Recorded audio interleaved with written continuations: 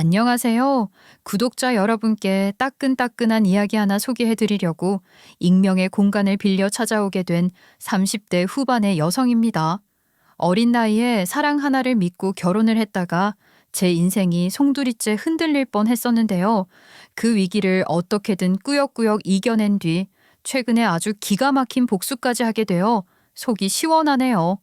저는 용서라는 것은 받아들이는 사람이 마음의 준비를 한 뒤에서야 가능한 거라고 생각하면서 살아왔거든요. 죄를 지은 사람이 사과를 해야 한다고 해서 제가 꼭 받아주어야 하는 건 아니라고요.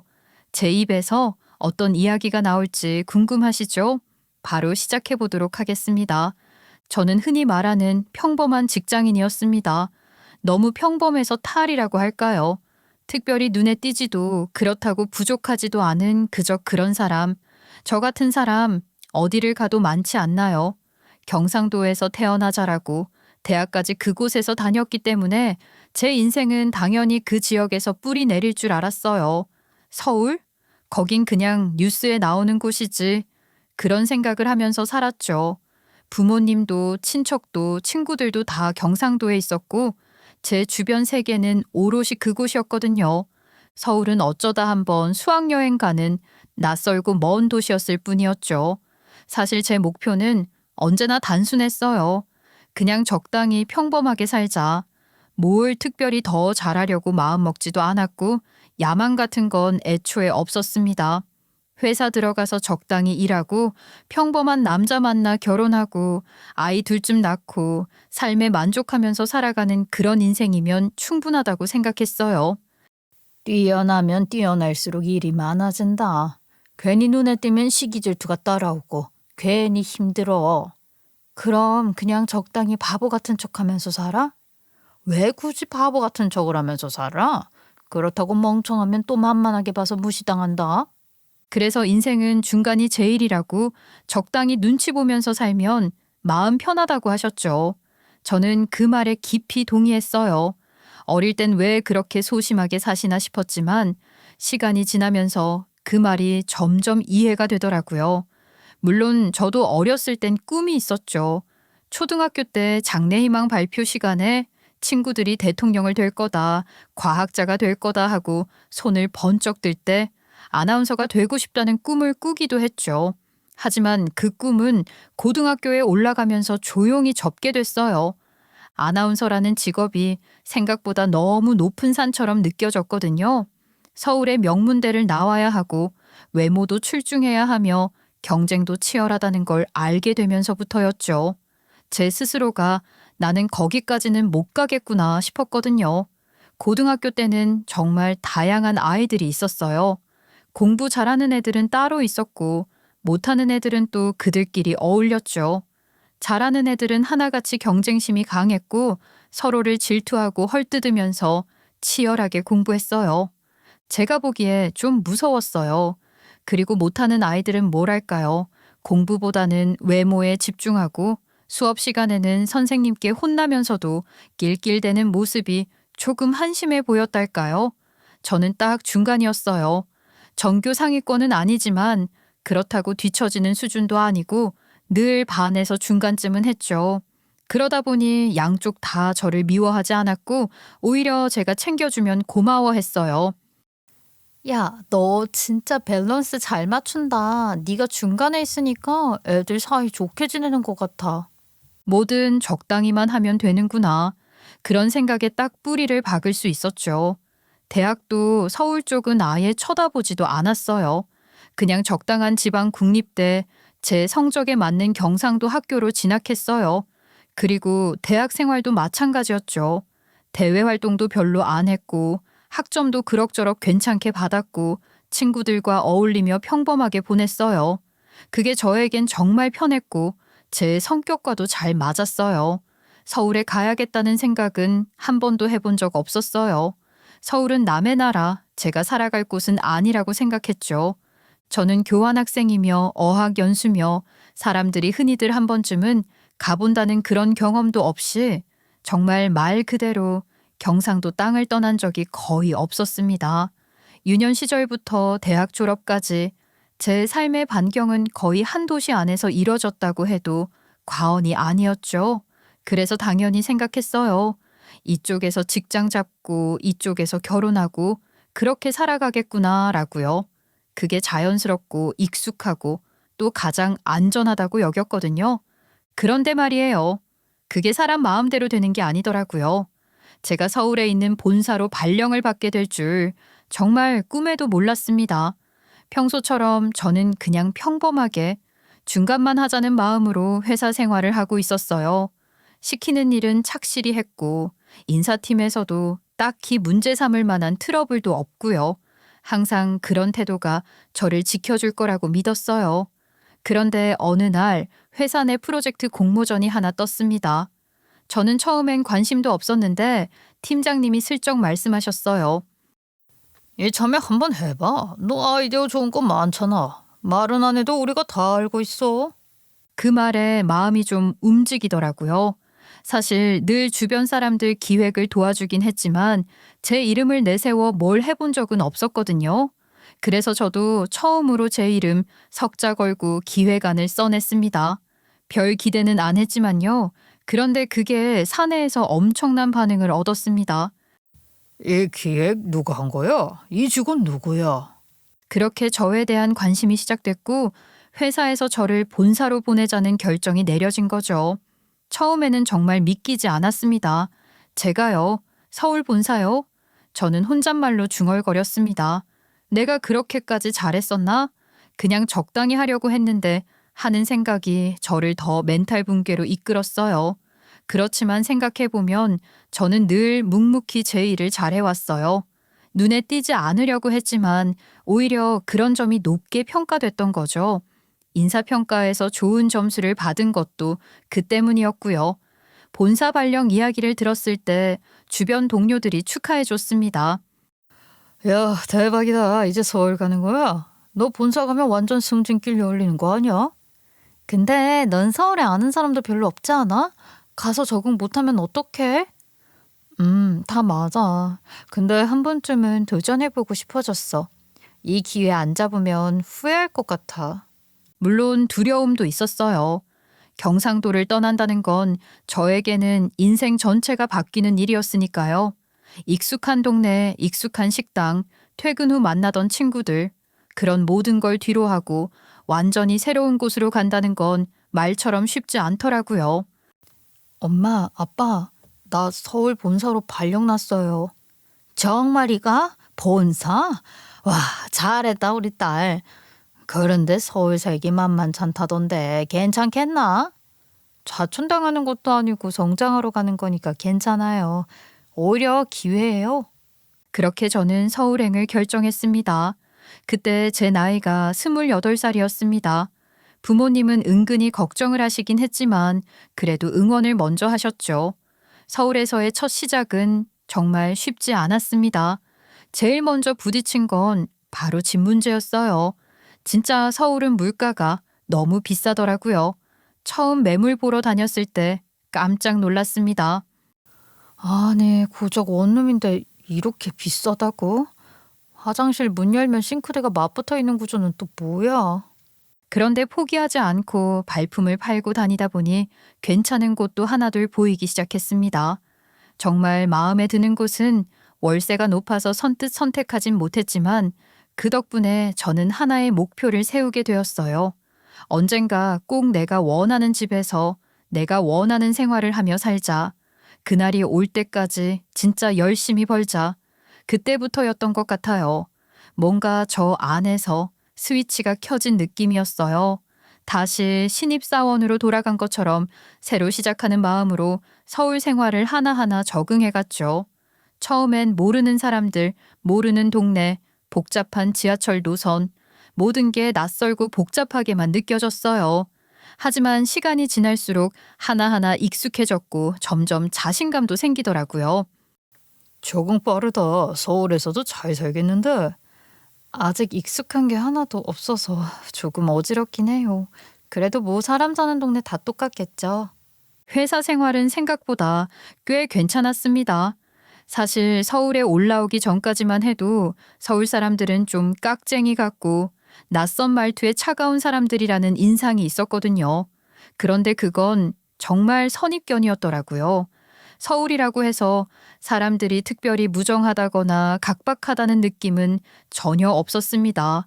오히려 저를 잘 받아주었고 제가 쓰는 사투리도 전혀 불편해하지 않았어요. 물론 그렇다고 해서 제가 처음부터 자연스럽게 어울릴 수 있었던 건 아니었어요. 사투리를 쓰는 제 자신이 오히려 더 신경 쓰였던 것 같아요. 혹시 말투 때문에 불편해하지 않을까 이런 표현은 서울 사람들은 안 쓰려나? 하는 생각이 머릿속에서 떠나지 않아서 혼자 조심하고 또 조심했죠. 그래서 일부러 표준어를 따라 해보고 뉴스 앵커 말투를 흉내내기도 했습니다. 업무는 확실히 예전보다 강도는 높아졌습니다. 부산지사에 있을 때보다 훨씬 많은 일들이 몰렸고 야근은 기본이었어요. 밤 10시가 넘어서 퇴근하는 일이 일상이 된 적도 있었으니까요. 그런데 이상하게도 힘들다는 생각만 드는 건 아니었어요. 오히려 동료들과 함께 고생하고 서로 기대면서 나아가다 보니 이상한 동지애 같은 게 생기더라고요. 특히 제가 의지하게 된 팀원이 한 명 있었어요. 이름만 들어도 든든한 사람이었죠. 본인의 업무가 끝나도 그냥 퇴근하지 않고 조용히 다른 사람들 일도 살펴보고 도와주는 그런 타입. 과장님, 이건 어떻게 처리하셨어요? 그건 이쪽 라인 먼저 확인해야 돼. 자료 내가 정리해놨으니까 같이 보자. 그 사람 외모는 딱히 출중하다고 하긴 어려웠지만요. 실력이 있고 자상한 성격 덕분에 인기도 꽤 있었어요. 심지어 우리 팀뿐만 아니라 다른 팀에서도 그 사람 이야기를 자주 하더라고요. 회식 자리에서도 항상 중심에 있었습니다. 우리 팀뿐만 아니라 다른 팀 회식에도 슬쩍슬쩍 따라가는 모습을 보면서 진짜 외향적인 사람이구나라는 생각을 했어요. 말이 많다거나 수다스럽다는 뜻이 아니라 사람들과 자연스럽게 어울릴 줄 아는 사람이더라고요. 우리 팀은 워낙 회식을 자주 하는 편이었는데 하루는 부장님 생일이라 회식이 크게 잡혔던 날이었어요.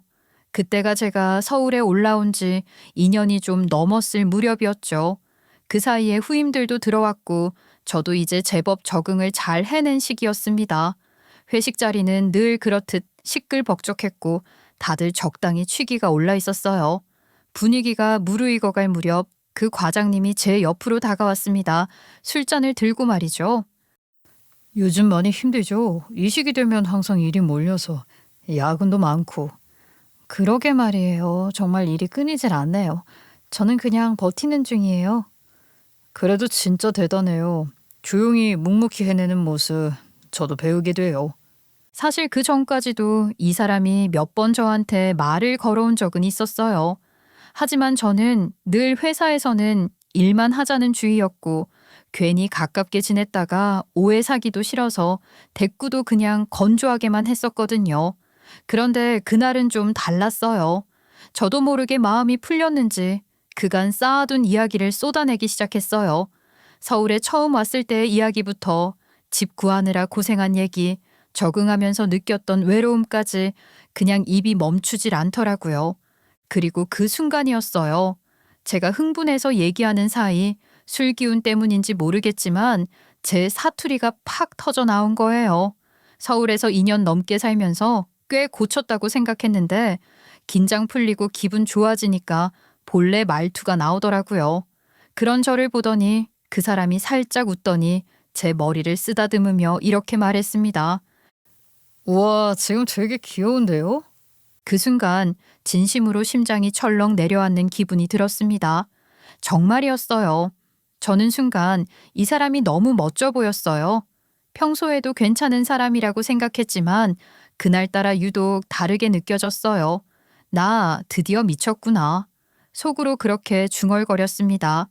회사에서, 그것도 회식 자리에서 팀 동료에게 설레다니요. 그런데 그 설렘이 진짜였어요. 그날 이후로 모든 게 조금씩 달라지기 시작했습니다. 그날 이후였어요. 저도 모르게 자꾸 그 사람에게 시선이 가더라고요. 회의 중에도 점심시간에도 복도에서 마주칠 때마다 그 사람이 뭘 하고 있는지, 오늘은 어떤 옷을 입고 왔는지 자꾸만 눈이 가는 겁니다. 이게 뭔가 싶으면서도 저 자신을 말릴 수가 없었어요. 그 사람도 어느 순간부터 저를 자주 챙겨주기 시작했어요. 전보다 더 자주 말도 걸고 퇴근할 때는 같이 나가자고 묻기도 하고요. 저도 원래 연애에는 서툰 편이라서 이게 썸인지 그냥 팀워크 때문인지 헷갈렸죠.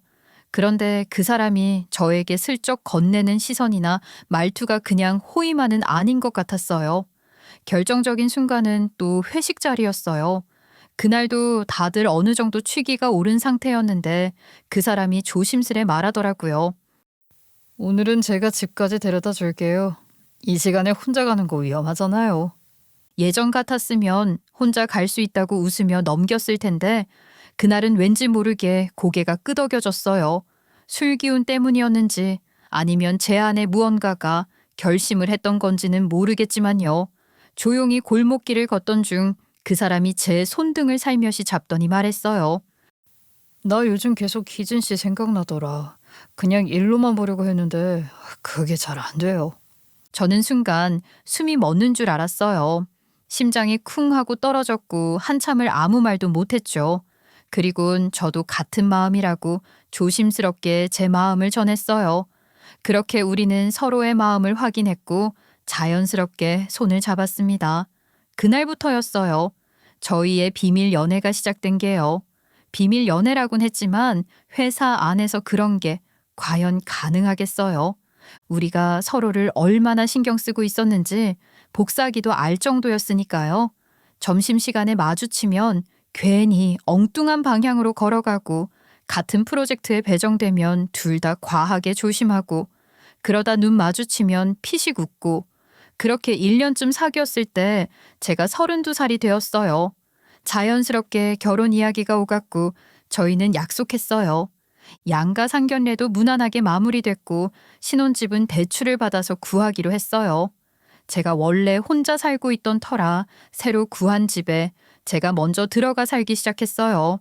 그 후로는 천천히 남편 짐도 옮기고 식전부터 동거를 시작하게 됐죠.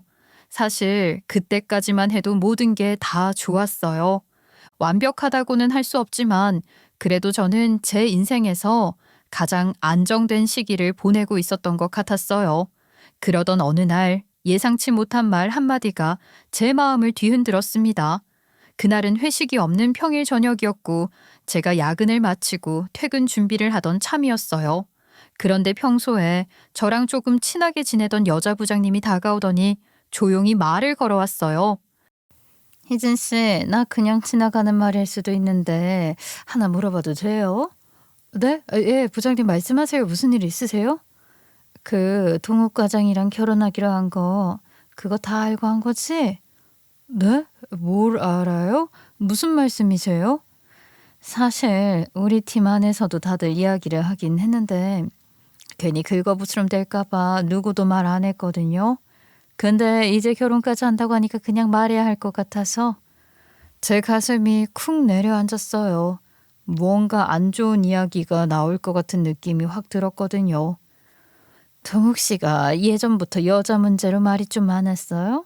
사귀었던 건 아니고 뭐랄까 여자들이 좀 꼬이는 스타일이랄까? 저는 연애를 1년 넘게 했지만 동욱 씨가 그런 사람이라는 이야기는 처음 듣는 얘긴데요. 그러니까 네가 비밀 연애 중이라고 해서 다들 별일 없겠거니 했는데 갑자기 결혼한다고 하니까 우리도 놀랐지. 다들 그냥 썸인 줄 알았어. 동욱 씨가 사람이 워낙 부드럽고 잘 챙기니까 그런 쪽으로 오해도 좀 있었고. 하여튼간 조심하라고. 나는 그냥 너 생각나서 말한 거야. 그날 밤 저는 도저히 잠을 잘 수가 없었어요. 마음속에서 계속 파도가 치는 것처럼 이 이야기들이 맴돌았어요. 결국 저는 다음날 그 사람에게 솔직하게 물어봤어요. 동욱 씨, 나 이상한 이야기를 들었다? 혹시 회사에서 여자 문제로 말 나온 적 있어? 무슨 소리야? 누가 그래? 나는 그런 적 없어. 사내 연애 같은 건 한 적도 없고 오히려 그런 거 피하려고 엄청 조심했어. 나 정말 몰랐어. 그런 말이 도는지. 그 말에 마음이 조금 놓이긴 했지만 솔직히 완전히 안심되진 않았어요. 하지만 믿어보기로 했어요. 그동안 그가 보여준 진심과 저희가 함께했던 시간들을 생각하면서요. 생각해보면 그때 저는 너무 사랑에 눈이 멀어 있었던 것 같아요. 순진하게 그 사람의 말을 다 믿은 게 죄라면 그게 제 죄겠죠. 저는 정말 사랑했고 이미 결혼식장도 예약했고 신혼집도 구해놓은 상황에서 파혼이라는 단어는 저에게 있을 수 없는 일이었어요. 그 이야기를 나눈 이후부터였을까요? 남편은 저에게 더 잘하려고 애쓰는 듯 보였어요. 회사에서도 집에서도 저에게 한결같이 다정했고 무심코 던지는 말투나 눈빛에도 이전보다 훨씬 신경을 쓰는 모습이 느껴졌습니다. 저는 그게 진심이라고 믿었어요. 부장님의 그 어색한 웃음과 다 지들 사정이지라는 말에 뭔가 찜찜한 감정이 남긴 했지만 저는 괜찮다고 스스로를 설득했어요. 괜찮다고. 사람이 과거가 없는 것도 아니고 중요한 건 지금 이 사람이 어떤 사람이라는 것이라고. 그렇게 마음을 다잡았고 결국 예정대로 결혼을 감행했습니다. 결혼식 날 회사 사람들의 축하 인사 속에 저희는 환한 미소로 입장했고 사진을 찍을 때마다 웃음이 떠나질 않았어요. 많은 사람들이 잘 어울린다고 말을 해줬고 저도 그렇게 믿고 싶었죠. 신혼여행은 정말 꿈 같았어요. 두 사람만의 시간을 오롯이 즐기면서 그동안의 피로도 다 풀리는 듯 했죠. 바다를 보며 나란히 앉아있던 그 사람의 옆모습이 그렇게 듬직해 보일 수가 없더라고요. 그리고 운명처럼 허니문 베이비가 찾아왔어요. 처음 소식을 들었을 때는 실감도 안 났어요. 그런데 병원에서 초음파 사진을 받고 돌아오는 길, 남편이 고맙다면서 제 손을 꼭 잡았을 때 그제야 눈물이 핑 돌더라고요. 우리 둘 사이에 생긴 새로운 생명, 그게 그렇게 경이로울 수가 없었어요. 그때부터였죠. 회사에서 함께 출근하고 퇴근해서 같이 장을 보고 조용한 집에서 저녁밥을 먹고 아이 이름을 놓고 다투듯 웃고 그런 일상들이 너무 소중하게 느껴졌어요. 제가 원하던 인생, 제가 꿈꾸던 소소한 행복이 바로 이거구나 싶었습니다. 임신이 막바지에 이르렀을 무렵 저는 출산휴가에 들어갔어요. 출산휴가에 이어 육아휴직도 함께 사용하기로 했고 회사도 그걸 배려해줬기에 부담 없이 준비에 들어갔죠. 출산은 정말 말로 다 못할 만큼 힘들었어요.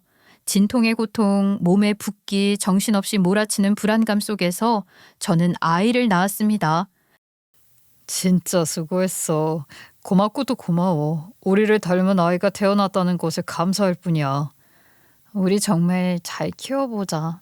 당신과 나를 반반씩 닮은 이 아이가 우리의 평생 숙제다 생각하고. 당연하지. 내가 당신한테도 정말 잘할게. 너무 고마워. 건강한 아이 낳아줘서. 당신도 건강하게 눈을 떠줘서. 하지만 육아는 정말 녹록하지 않았어요. 말 그대로 전쟁이었죠. 밤낮 없이 울고 보채는 아이, 제대로 자지도 못하고 식사 시간도 지켜지지 않는 하루하루. 저는 버티는데 집중해야 했고 그런 저를 위해 경상도에 있는 친정엄마가 잠시 올라와 도와주셨습니다. 엄마가 와주신 건 정말 큰 도움이 되었어요.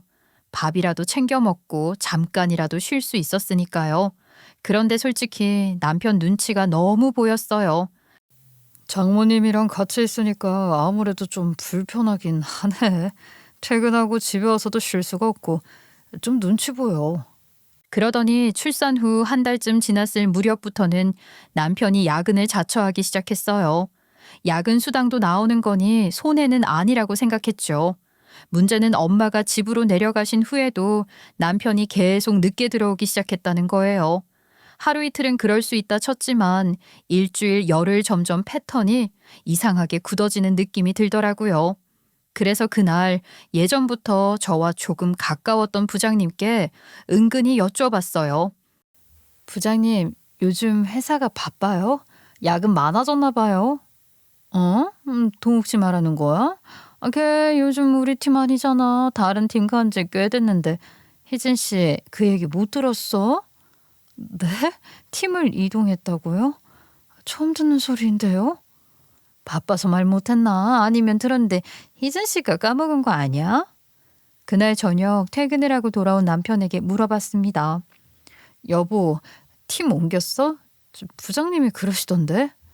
아, 맞다. 그 얘기를 못했네. 다른 팀에 자리가 나서 갔어. 예전부터 가고 싶었던 자리기도 하고. 요즘 바빠서 미처 말 못했지. 미안해. 그 말을 들으며 저는 고개를 끄덕이긴 했지만 뭔가 마음 한켠에 작은 돌덩이 같은 게 얹힌 기분이었어요. 그게 무슨 의미인지는 그때는 몰랐습니다. 남편은 다른 팀으로 옮긴 뒤 새로운 팀장에게 적응하느라 야근이 많아졌다고 했어요. 그 말을 들었을 때 저는 솔직히 섭섭한 마음보다 먼저 이해하려는 마음이 들었습니다. 저 역시 같은 회사에서 일해봤고 그만큼 우리 회사가 일이 많다는 걸 누구보다 잘 알고 있었으니까요. 그래서 퇴근 시간이 밤 11시를 훌쩍 넘겨도 저는 단 한 번도 잔소리를 하지 않았어요. 심지어 저희는 각방을 썼어요. 제가 일부러 그렇게 하자고 했죠. 우리 아이가 밤중 수면이 안정되지 않아서 새벽마다 꼭 한 번씩 깨서 울었거든요. 남편 출근에 방해될까봐 피곤할까봐 저 혼자 아이를 안고 새벽을 견디는 게 당연한 일처럼 여겨졌어요. 그런데 말이죠. 지금 와서 생각해보면 그 모든 배려가 남편에게는 기회처럼 보였던 것 같아요. 제가 회사에 복직할 시기가 다가왔을 때였어요. 육아휴직이 끝나기 전 저는 남편에게 자연스럽게 말을 꺼냈습니다. 이제 내가 복직하면 당신이 육아휴직을 쓰는 게 순서인 것 같아. 아직 아이가 돌밖에 안 됐잖아.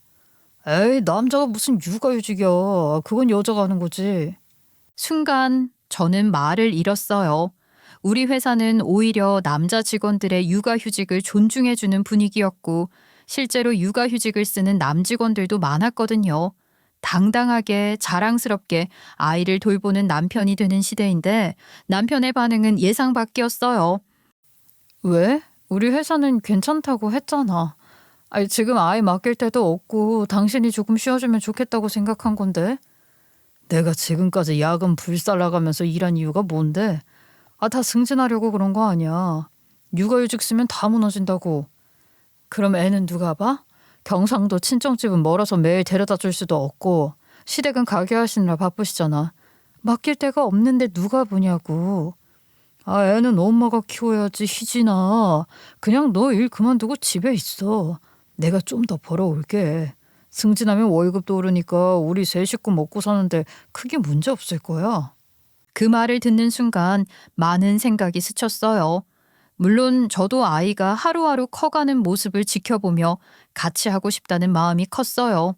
당연히요, 아이가 아장가장 걷기 시작하고 엄마라고 부르는 그 순간을 함께하고 싶은 건 엄마라면 누구나 느끼는 감정이겠죠. 하지만 현실은 달랐어요. 저는 복직을 하지 않으면 나중에 다시 취직하기가 힘들 수 있다는 걸 알고 있었어요. 아이가 크면 클수록 돈이 더 많이 들 텐데 지금 이 시기에 커리어를 끊어버리면 나중에는 후회할 수밖에 없을 거라는 생각이 컸거든요. 나는 지금 복직하는 게 아무튼 맞다고 생각해. 당신이 조금만 도와주면 우리 둘이 충분히 아이 잘 키울 수 있을 거야. 육아휴직은 좀 그래.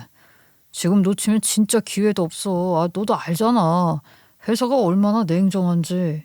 그 말이 틀렸다고는 할 수 없었지만 왠지 모르게 마음속에 이상한 의심이 피어오르기 시작했어요. 왜 이렇게까지 강경하게 나올까?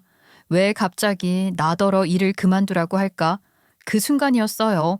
결혼 전 여자 문제가 복잡하다는 소문을 들었던 기억이 스멀스멀 떠올랐습니다. 그때는 그냥 과거에 그런 오해가 있었겠지 하고 넘겼던 이야기였는데 지금 와서 다시 생각해보니 뭔가 꺼림칙했어요. 혹시 지금도 뭔가 내가 모르는 일이 있는 건 아닐까?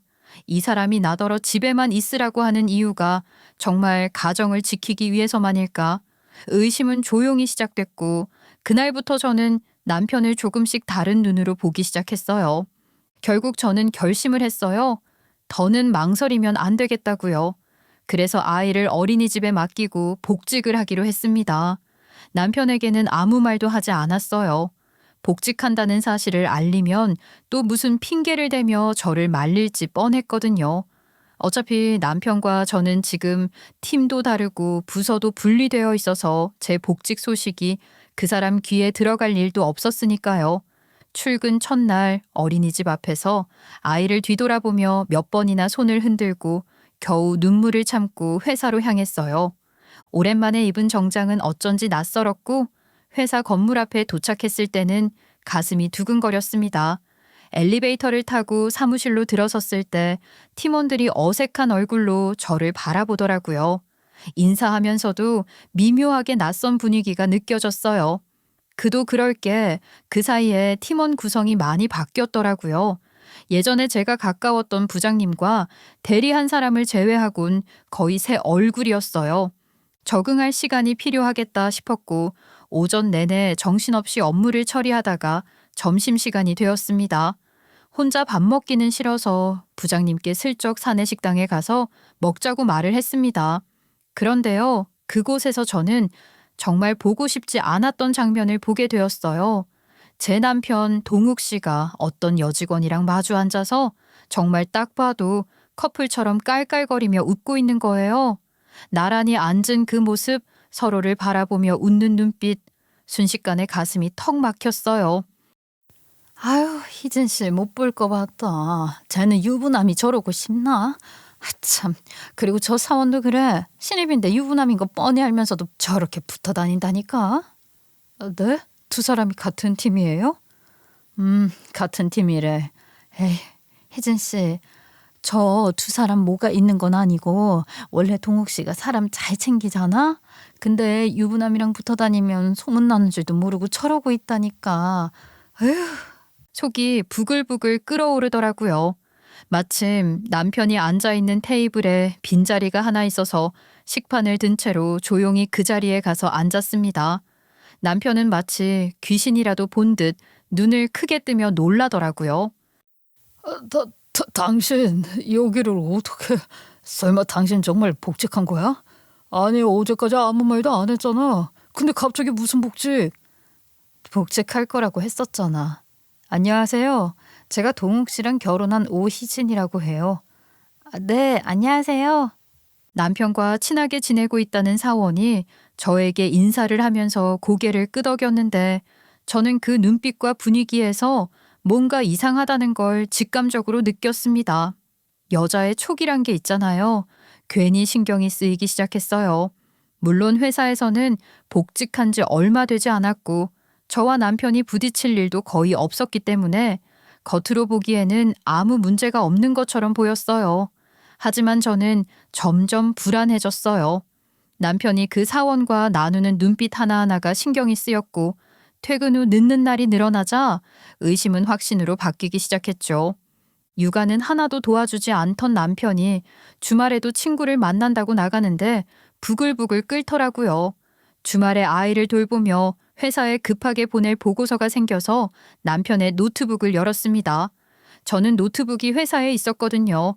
사실 별 기대 없이 켰는데 너무 어이가 없게도 깨톡 메신저가 자동 로그인 상태였어요. 정말 우연히 저절로 접속된 거죠. 근데 깨톡이 자동 로그인이 되면 휴대폰으로도 알림이 가잖아요. 남편에게 바로 전화가 오더라고요. 여보, 내 노트북 열었어? 왜? 잠깐 보고서 쓰느라. 보고서만 보내고 바로 끌게. 아, 메신저가 자동 로그인 됐다고 알림이 뜨길래. 그것만 내가 원격으로 꺼둘게. 아, 나 몰랐네. 그렇게 해. 태연한 척 말을 했지만 저는 이미 남편의 깨톡을 샅샅이 뒤지고 있었습니다. 그리고 보게 됐죠. 오늘 만나기로 한 약속, 그 상대는 다름 아닌 그 사원이었어요. 둘이 주고받은 메시지들, 데이트 장소, 밥 먹자는 이야기, 심지어는 오늘은 우리 둘만의 시간이야 라는 문장까지. 그 순간 저는 너무 어이가 없어서 숨이 막히는 기분이었어요. 분노보다 먼저 밀려온 건 황당함이었죠. 두 사람이 적어도 바람을 피우고 있다는 것은 확실해 보였거든요.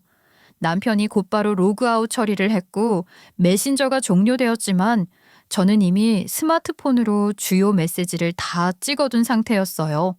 1분도 차이 안 되는 짧은 시간 동안이었지만 증거로는 차고 넘쳤죠. 그 순간부터 제 마음속에서 뭔가 딱 하고 끊어지는 소리가 들린 듯 했어요. 그날 남편이 돌아왔을 때 저는 아무 일도 없었던 것처럼 웃으며 말했어요. 밥 먹어. 오늘 친구들 잘 만났어? 정말 아무렇지도 않은 얼굴로요.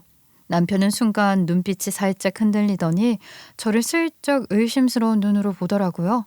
하지만 곧바로 태세 전환을 하더니 다정한 말투로 물었죠. 별일 없었지? 뭐 딱히 할 얘기도 없고 그냥 밥 먹고 수다 좀 떨다 왔어. 그 모습을 보면서 저는 속으로 웃고 있었어요. 그래, 네가 안 들킨 줄 아는구나 싶었거든요. 하지만 이미 저는 그날 저녁 결정적인 증거들을 손에 쥐고 있었어요. 물론 바로 닥달하진 않았습니다. 완벽하게 절대 빠져나갈 수 없는 정황을 더 모으고 싶었거든요. 그 후로도 저는 종종 남편의 노트북을 열었어요. 겉으로는 그냥 심드렁하게 회사 일 때문에 켰다고 말했지만 사실은 그들의 대화를 확인하고 있었습니다. 물론 남편은 깨톡에 로그인 알림이 뜨면 재빨리 원격 로그아웃을 걸었어요. 그래도 확인까지 시간이 좀 걸렸죠. 그들의 대화는 생각보다 더 노골적이었어요.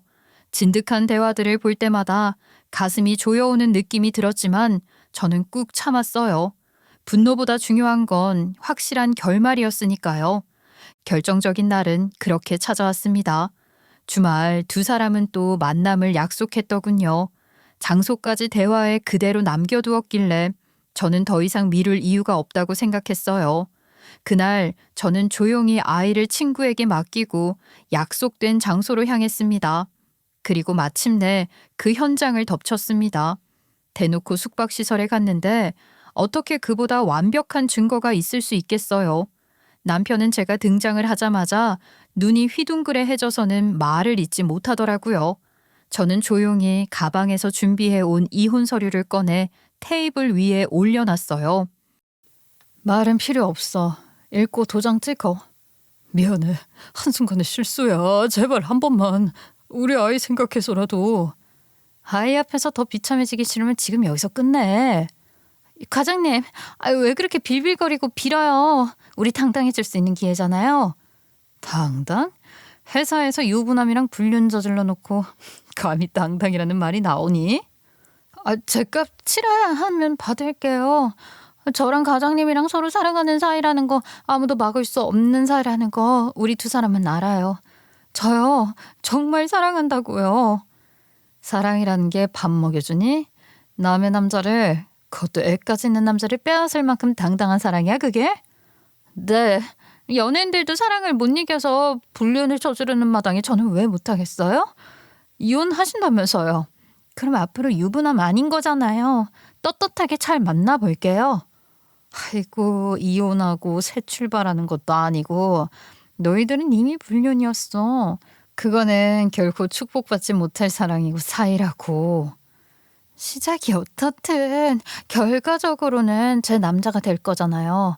그럼 된 거예요. 이혼해 준다고 해줘서 고마워요. 덕분에 우리 두 사람 정말 대놓고 사랑할 수 있게 됐으니까. 제 앞에서 그런 말을 짓거리는데 뺨이라도 한 대 올려치고 싶었죠.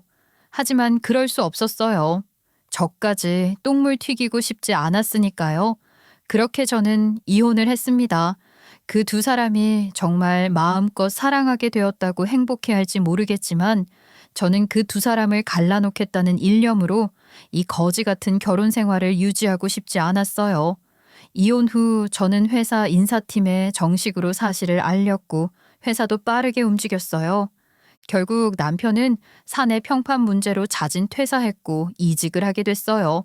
그 여사원은 아예 다른 지역 사옥으로 발령이 났습니다.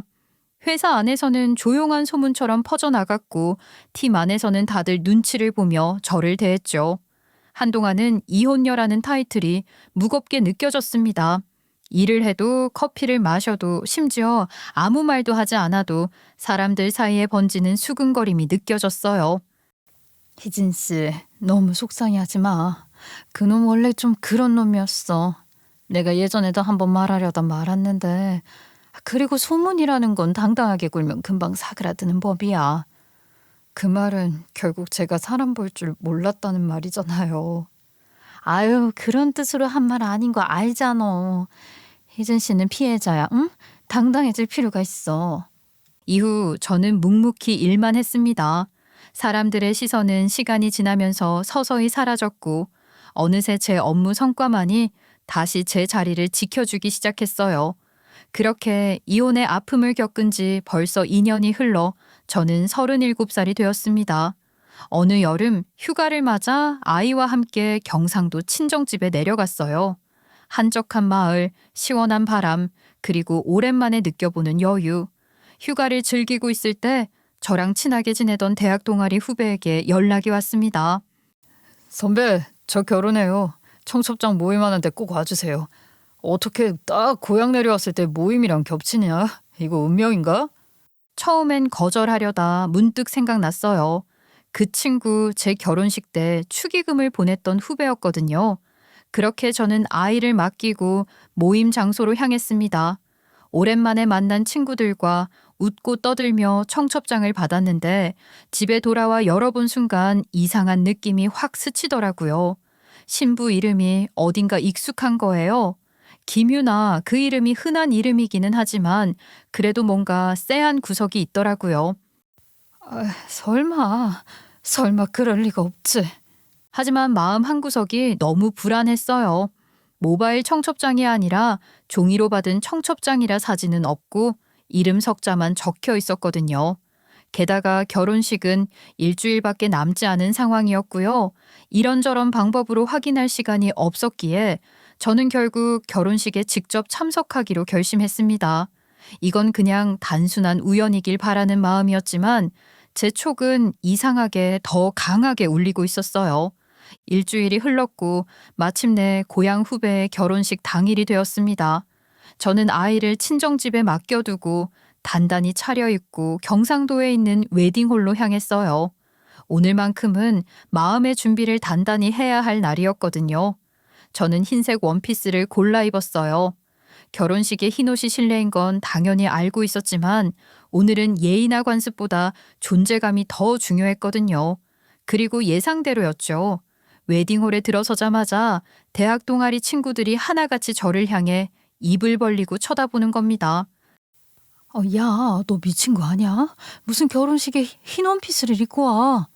너 혹시 준서한테 마음 있었던 거냐? 이거 신부 입장에서 보면 진짜 예의 아닌 거 알지? 걱정하지 마. 나도 다 생각이 있어서 입은 거야. 그리고 자연스럽게 신부 대기실 쪽으로 걸어가려 하자 동아리 사람들이 잽싸게 저를 막아섰습니다. 너 진짜 미쳤어. 너 거기 들어가면 식장 난리 난다. 이번 신부 청첩장 모임에도 못 왔잖아. 우리도 오늘 처음 얼굴 보는 거라고. 그런데 나는 말이야, 누구보다 신부를 잘하는 것 같아. 신부의 이름은 김유나. 흔한 이름이긴 했지만 제 기억 속 상간녀의 이름과 완벽하게 일치했어요. 그뿐 아니라 그녀가 발령받았던 회사 사옥이 문제였죠. 바로 제가 처음 입사했던 경상도 지역 사옥이었거든요. 서울로 발령 난 후 이혼하고 다시 고향 근처로 가고 싶다고 인사팀에 요청했었는데 김유나가 그 자리에 먼저 들어가는 바람에 저는 포기했었어요. 똥이 무서워서 피하냐, 더러워서 피하는 거지. 그런 마음이었죠. 김유나는 그곳에서 상간녀였던 과거를 말끔히 지우고 아무 일도 없었던 듯이 잘 지내왔던 모양이었어요.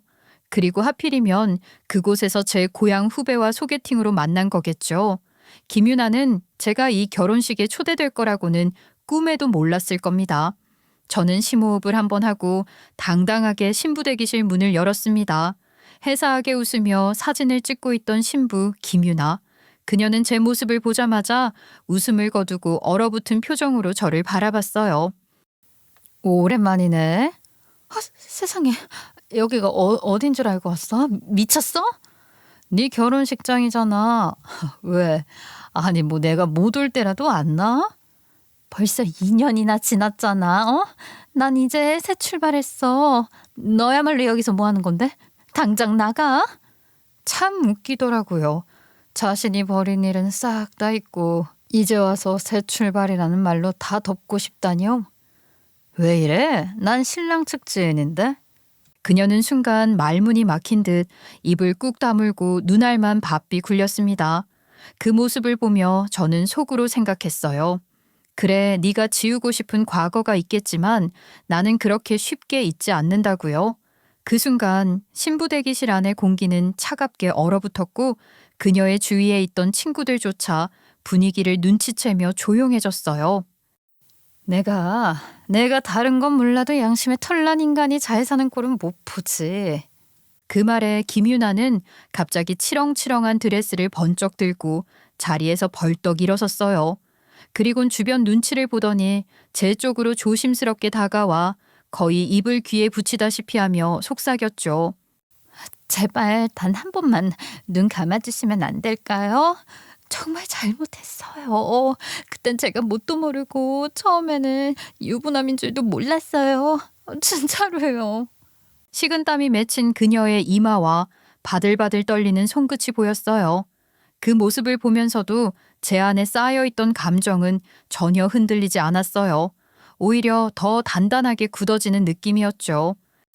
내 아이한테서 아빠 빼앗아 놓고 내 인생에 커다란 오점 남겨놓고 지금 와서 네 혼자 용서를 구하면 내가 잘 먹고 잘 살기를 빌어줘야 하는 거니? 제 말에 김유나는 아무 말도 못했어요. 입술을 꾹 다물고 고개만 떨구었죠. 그러다 조용히 중얼거리듯 말했어요. 정말 미안해요. 그때는 제가 너무 어렸잖아요. 그래서 몰랐어요. 그러니까 용서 좀 해주세요. 용서라는 건 피해자가 받아들일 수 있을 때나 가능한 거야. 근데 난 아직도 도저히 안 되겠는데 어쩌지? 제발요. 그땐 정말 진짜 실수였다니까요. 내가 정신이 없었어요. 이제 와서 돌이킬 수도 없고. 실수? 너 그날 기억나? 내가 남편이랑 이혼하던 날 네 년이 나한테 뭐라고 했는지? 근데 정말 기억이 안 나요. 제가 아마 미친 소리를 했겠죠? 근데 제발 한 번만 용서해 주세요. 앞으로는 유부남 아니니까 이제는 떳떳하게 만나보겠다고 했잖아. 맞지? 그때는 제가 미쳤었나 봐요. 근데 그 사람 나중엔 진짜 너무 힘들어졌어요. 취직도 잘 안 되고 맨날 술 마시고 재탄만 하고 그래서 결국엔 헤어졌어요. 저는 속으로 웃음이 나왔어요. 이제 와서 남 탓이니 뭐니 하면서 빠져나갈 생각을 하나 보네 싶은 생각이 들었거든요. 제가 아무 소리도 하지 않고 빤히 보고 있자 발등에 불이 떨어진 김유나가 계속 이야기를 하더라고요. 본인이 얼마나 추한 꼴인지도 모르고요. 제가 지방 사옥으로 발령나서 다시 마음 잡고 일하고 있었거든요. 그때 소개팅으로 지금 신랑을 만났어요. 정말 좋은 사람이에요. 그래서 지금 이 자리에 선 거고요. 그 사이가 네가 그렇게 연애하고 예쁜 드레스에 처입고 결혼 준비하는 동안 나와 우리 아이, 내 전 남편은 구렁텅이에 빠져 있었어. 그건 알아? 제가 무슨 말을 하길 원하세요? 그러면 좀 말하시는 대로 다 할게요. 네가 모를 리 없잖아. 전 남편이 나한테 전화했던 거 울면서 잘못했다고 다시 돌아올 수 없겠냐고 애가 보고 싶다고 난리를 쳤던 거. 저는 몰랐어요. 그 사람이 저를 너무 힘들게 해서 떠나버린 뒤에 그랬을 테니까요. 모르긴 뭘 몰라. 네가 떠난 건 그 사람이 잘 나가다가 못 나가기 시작하니까 그런 거잖아. 네 말로 다 들었어. 중소기업에 취직하고 나서 인생 한탄하고 네 탓만 한다고 네가 그래서 헤어졌다고 했잖아. 그게 그 사람이 저한테 너무 의지하고 저도 버거웠어요. 그래, 네 인생이니까 누굴 만나든 네 자유지. 하지만 최소한 남의 가정 파탄낸 주제에 이렇게 떳떳하게 잘 살 생각은 하지 마. 그게 그렇게 쉬운 일이면 내가 여기까지 오지도 않았을 테니까. 저는 그 말에 더는 아무 대답도 하지 않고 조용히 신부대기실을 나섰어요. 그 순간부터 그녀의 예식장은 저에게 어떤 의미로도 축복의 장소가 될 수 없었거든요. 저는 전 남편과 이혼할 때 양육권은 물론 면접 교섭권까지 박탈시켰어요. 양육비는 법대로 받고 있지만 우리 아이는 전 남편 얼굴을 본 적도 없습니다. 성인이 되어서 아이가 아빠를 보고 싶다고 말하면 몰라도 그 전까진 절대 못 본다. 그게 제 원칙이었어요. 당연히 법원에서도 그것을 인정했고요. 그런 상황이니 전 남편 입장에서는 외롭고 돈도 없고 사람이 그리운 시점에 다시 예전으로 돌아가면 안 될까 하는 생각을 했을지도 모르겠죠. 그런 말 실제로 전 남편에게 들은 적도 있었어요. 혜진아, 나 이제 알았어. 내가 진짜 잘못했어. 우리 다시 아이 생각해서라도 용서라는 건 내가 하는 거야. 그리고 나는 절대 안 해. 우리가 다시 붙을 이유 전혀 없잖아. 개벌은 난 못 준다고 했잖아. 그렇게 그와의 모든 인연을 다시 한번 단단히 끊어냈어요. 신부 대기실에서 김유나와 마주치고 그녀의 표정을 보며 정신 차리라고 일갈한 후 저는 곧장 결혼식 사회자에게 다가갔습니다. 정중하게 말했죠. 저 혹시 오늘 깜짝 축가를 하나 해도 될까요? 신랑 신부 몰래 준비한 거거든요. 특별한 영상이 있는데 재생만 부탁드릴게요. 아, 사전에 없던 순서라? 저 신랑 신부한테 먼저 말해야 하지 않을까요? 그러면 깜짝이 아니잖아요. 꼭 좀 부탁드릴게요. 저 신랑이랑 저랑 동기예요, 동기. 단 몇 분이면 돼요. 그렇게 준비는 끝났습니다. 제가 이럴 줄 알고 일주일 전부터 미리 준비해뒀던 영상이 있었거든요. 딱 오늘을 위해서. 결혼식은 조용히 어쨌든 예정대로 진행됐고 신랑과 신부가 손을 맞잡고 입장하는 순간에도 김유나는 얼굴이 굳어 있었습니다. 식은땀이 맺혀있는 이마, 눈치 보며 웃는 억지 표정. 제가 지켜보고 있다는 걸 알고 있었으니까요. 그리고 마침내 축가 시간이 다가왔습니다. 사회자는 마이크를 들고 밝은 목소리로 말했어요. 지금부터는 신랑 신부를 위한 특별한 깜짝 축가 영상이 준비되어 있습니다. 모두 함께 즐겨주시길 바랍니다. 순간 대형 스크린이 켜졌고 화면이 켜짐과 동시에 등장한 건 바로 전 남편과 김유나가 숙박업소에서 함께 있는 장면이었어요. 둘이 침대에 앉아 웃고 떠들다 문이 벌컥 열리고 경찰과 함께 제가 들어서는 모습, 현장을 덮쳤던 그날 그대로 찍힌 생생한 영상이었습니다. 순간 식장 안은 얼어붙었어요. 어머, 저게 뭐야? 설마, 아우 진짜야? 저 여자 신부 맞아? 세상에, 이거 경찰이랑 같이 들어간 거면 설마 바람이라도 피운 거야? 불륜 같은 거? 속삭임과 수군거림이 동시에 터져나왔고 김유나는 얼굴이 창백해진 채 소리를 질렀습니다. 꺼 저거 끄라고, 영상 끄라고. 그 순간 저는 흰 원피스를 입은 채 자리에서 벌떡 일어나서 무대 앞으로 걸어 나갔습니다. 조용해진 식장에서 제 목소리는 더욱 또렷하게 울려 퍼졌어요. 누구 인생을 더 망치려고 이 개 같은 상간녀야. 순식간에 식장은 술렁이기 시작했고 신랑이자 제 후배는 당황한 얼굴로 저를 바라보며 다가왔습니다. 누나 이게 무슨 일이야? 대체 무슨 소리야? 준서야, 너랑 나 하루 이틀 아는 사이 아니지? 내가 미리 알았으면 이런 자리까지 안 왔어. 근데 이제 이렇게 된 이상 여기서 밝힐 수밖에 없어. 미안해. 제 김유나, 내 전 남편이랑 바람나서 내 결혼 생활 망가뜨린 상간녀야.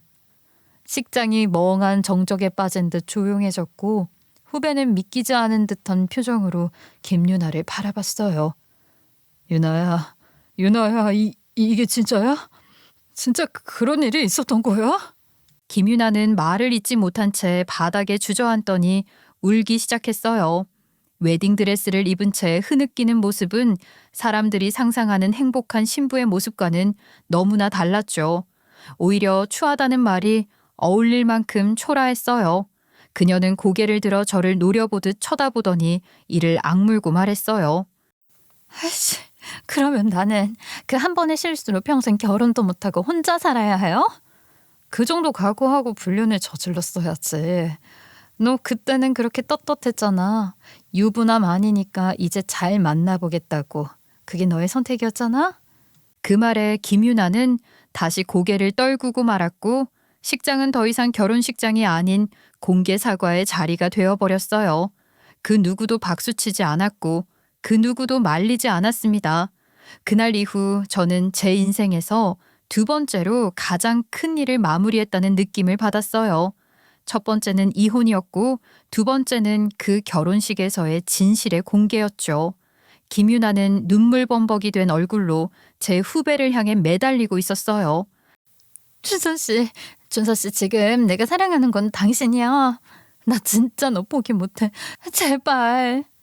그녀는 바닥에 무릎을 꿇고 드레스를 움켜쥐며 후배를 바라보고 있었어요. 그때였어요. 갑자기 식장 한복판을 가르며 누군가가 앞으로 나왔습니다. 단정하게 차려입은 그러나 눈빛은 매섭기 그지없는 중년 여성이었죠. 바로 제 후배 어머니이자 김유나의 예비 시어머니 되실 분이었습니다. 그분은 아무 말 없이 김유나에게 다가오더니 퍽! 그 큰 식장 안에서 울릴 만큼 뺨을 후려쳤어요. 식장이 쩌렁쩌렁 울리고 김유나는 놀라움에 눈을 크게 떴어요. 뺨이 붉게 달아오르고 순간 숨이 멎은 듯한 표정이었죠. 아우 대바라지게 시집살이 시키지 말아라 어쩌고 저쩌고 신혼집 몇 평 사줄 거냐 따지던 순간부터 아우 내가 마음에 안 들었어.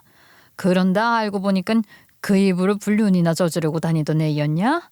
다른 건 몰라도 너 같은 인성 가진 애는 우리 집안에 못 들인다. 아우 당장 나가. 아니 어디서 남의 딸 뺨을 때립니까?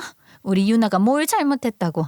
결혼식이 이게 무슨 꼴이에요 정말. 우리 애 뺨 때린 거 소송 걸 테니까 그런 줄 알아요 정말. 양쪽 가족이 막 뒤엉켜서 싸움이 벌어지려는 상황이 벌어지자 저도 솔직히 조금은 당황스럽더라고요. 그 가운데 제 후배가 두 주먹을 꽉 쥐고 조용히 말문을 열었죠. 희진 누나는 내가 대학 다닐 때 돈 없어서 밥도 못 먹고 다닐 때 맨날 밥 챙겨주던 사람이에요. 내가 졸업할 때까지도 족보 챙겨주고 수업 등록 도와주고 나한테는 가족보다 더 각별한 누나였다고요. 내가 다 잘못했다고 사과드렸어. 이미 다 지난 일이야. 몇 년이나 전의 일이라고. 그런 누나가 결혼할 때 나 취업 초년생이라 돈도 없었지만 축의금 50만 원 챙겨서 서울까지 가서 얼굴도 보고 왔어요. 내가 너를 사랑하지 않는 건 아니야. 근데 이건 인간으로서의 도리로 양심적으로도 이어갈 수 없는 결혼이라고. 나는 오늘 이 자리에서 파혼할 거야. 그 말이 떨어지자마자 김유나는 벌떡 일어나 웨딩드레스를 질질 끌며 후배를 쫓아가려고 했어요. 하지만 후배는 뒤돌아보지도 않고 결혼식장 문을 나섰고 김유나는 그를 따라가려다 앞으로 고꾸라졌어요.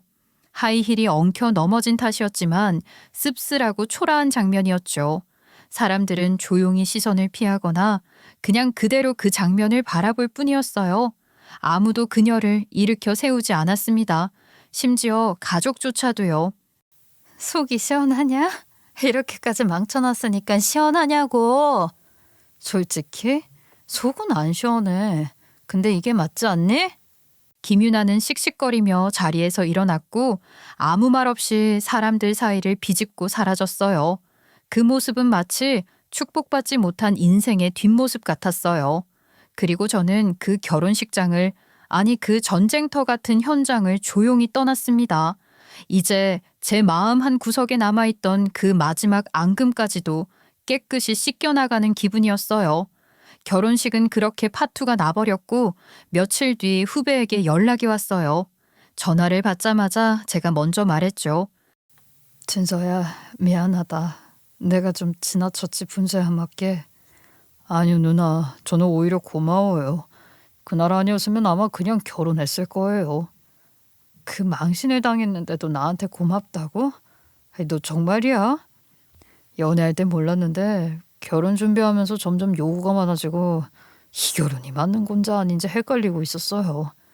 그래도 나이도 있고 만난 시간도 있으니까 그냥 하자 그런 마음이었는데 누나가 제 결심을 제대로 잡아준 거죠. 진짜 고마워요. 그 말을 듣고 마음이 한결 가벼워졌어요. 후배도 잘 털어낸 것 같아 보이더라고요. 서울 올라가면 밥 한 끼 해요. 그땐 내가 살게요. 그래, 네가 제대로 서는 모습 꼭 보고 싶다. 근데 네가 서울까지 왔는데 내가 사줘야 하는 거 아니니? 서울로 돌아온 뒤 회사에서 부장님께 이 이야기를 해드렸더니 부장님은 제 어깨를 툭 치며 그러시더라고요. 아우 잘했어 이진 씨. 너무 잘했어. 어떤 사람들은 평생 하고 싶어도 못하는 일을 해낸 거야. 그리고 정말 어이없게도 이 소식이 전 남편 귀에까지 들어갔는지 어느 날 갑자기 연락이 왔어요. 희준아, 혹시 아직 나한테 미련 있는 거 아니야? 우리 다시. 정말 헛소리도 이런 헛소리가 없었죠. 저는 단호하게 말했어요. 한 번만 더 연락하면 바로 경찰에 신고할 거야. 정신 좀 차려라. 그랬더니 어물쩡 미안하다고 연락 안 하겠다고 나중에 우리 아이 사진이나 몇 장 보내달라고 얼버무리면서 전화를 끊더라고요. 아무튼 저 복수 잘했죠. 누군가는 잊고 넘어가자 했을 수도 있겠지만 저는 끝까지 정리했고 제 방식대로 다 되돌려줬어요. 그리고 그 모든 게 후회 없이 정말 잘했다고 생각해요. 그래서 요즘은 속 시원하게 응어리 다 풀고 두 다리 뻗고 자고 있답니다. 속 안에 쌓아둔 것들을 죄다 풀고요. 여러분, 인생 한 방인데 이 정도 복수는 해줘야 하지 않을까요? 앞으로 제 인생에는 이런 일이 두 번 다시는 없길 바라며 제 이야기를 마치겠습니다.